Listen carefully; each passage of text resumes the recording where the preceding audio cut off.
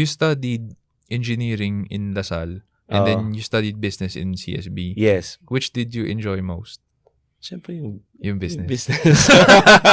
Pero hindi mo doon ni-register yung company. Ni-register mo siya, Lasal ka ba?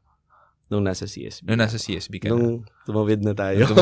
Pero ano ba yun? Requirement ba siya? Kaya mo ginawa? Hindi. Talagang you really just wanted to do it. Parang ang galing I actually, sometimes I was thinking na sana mas maaga pa I started it earlier. Yeah. But then again, maybe that was just enough time for me to mature in a way before I had my own business. So we have a lot of listeners who are starting out or they are already in the startup stage the first 5 years.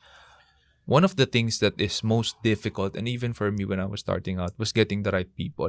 Right. How do you get the right people in your team? First, I think you should pray about it. Very important. You pray for the right people to come in the business. Yeah. Kasi without that, you don't know who's going to your business and just baka delikado. Just stealing the ideas and everything, the contacts. Yeah. So second, I concentrate on the character of the person. Mm-hmm.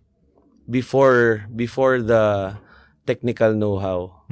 Kasi if the character is good, then everything else will follow. I think that's the main How do you test this, or how do you know this? We go over lunch or over drinks. Over drinks. Actually, the truth will come. Yeah, you get to know the truth talaga after a few beers, few rounds, you know. That's true. I guess. I don't know. It's not the right or hindi siya yung way to do the But the context is how many people din kasi yung you hire na full-time, well, diba? For the yung sabi ko na ganon is more on the supervisory levels. But for the, let's say, the workers, the contractuals that I hire, project-based, medyo mas mabilis yung process. So, with your supervisory level, how many people do you have under that level that you hired Supervisory? already? Maybe we're about 15 to 20. 15 to 20. Yeah. So, and the context is, kasi I share with my previous podcasts about our hiring process here. It's a 6-step hiring process. Definitely which I want to follow also. Definitely wala ako nung inom process pa or out to lunch. Pero if it's going to be a higher, kasi we hire grassroots here at SEO Hacker, and then we promote from within. We're around 51, 52 people now. So it's a different context, just so that the listeners would know where I'm coming from, where Anton is coming from. Both will work in the contexts that we have. So I also agree when you drink with them, go a few rounds. Sometimes they tell you things that they wouldn't normally say. Now, you have 15 people, and I'm sure leadership is something that you look into when promoting people. Is that right? Right. How do you develop leadership in your company? I make it to a point that leadership by example. That's what I believe in.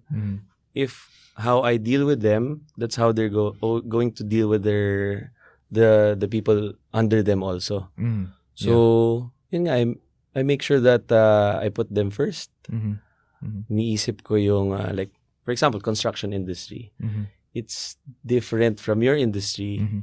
I'm dealing with mas, mga contractors, mga workers sa site. So, you think about their families. Right. You think about kung ilan yung anak nila, ilan yung pinapaaral. Yeah. So, I guess because of that attitude towards them, sila rin, ganun din. Ang tawag dyan sa style na yan, paternal leadership. Yeah. So, I know a couple of people who does it that way. Sa amin naman, marami kasi tayo millennials pa eh. So, I'm 31, everyone else is younger. Younger than you? Younger than me. Wow. So, you can imagine the 51 young bloods working kung chaotic. Pero, it's very fun. It makes for, like, we cannot take out the fun na eh. Right. Kasi naturally, it's a fun environment. We're all young. You need to set that environment na gusto mong pumasok kasi fun eh. Yeah. One of the things that I've come upon or I've read recently with John Maxwell is I've reread actually the book Developing the Leaders Around You. I'm doing a 10-part workshop for my team lang. But I might do it outside din kasi sayang naman dinevelop na namin yung material na in that book, John Maxwell says, hiring is like skydiving. Mm-hmm. Once you jump out, you're committed. And before you hire, you have unlimited options. Mm-hmm. Ang daming candidates. You can choose from any one of them. But when you make the hire, you're stuck with that person. So you have to take your time in hiring. That's true. And that's why I asked that question about hiring na how do you hire? It's tricky eh. It's actually, for me, it's also partly gut feel. I don't know. Gut feel. Hindi mawala yan. That's what separates the good entrepreneurs from the great ones. Yeah. Siguro from all the people that I've hired, konti lang naman yung nagkamali ako sa tingin ko. Talaga? Ako marami. Marami. So your gut feel must be better than mine. Let's say less than 3. Less than 3. Oh. That's few. Ako, we've hired more than 100 people na come and go. Yeah. And a lot of them, I think, either mali yung pag-lead ko because they goofed off or they turned bad eggs or I really hired the wrong people. I hope it's the latter than the former. Pero who can say? That's why yung sinabi mong first step prayer is very important. Very important. Yeah. Very important.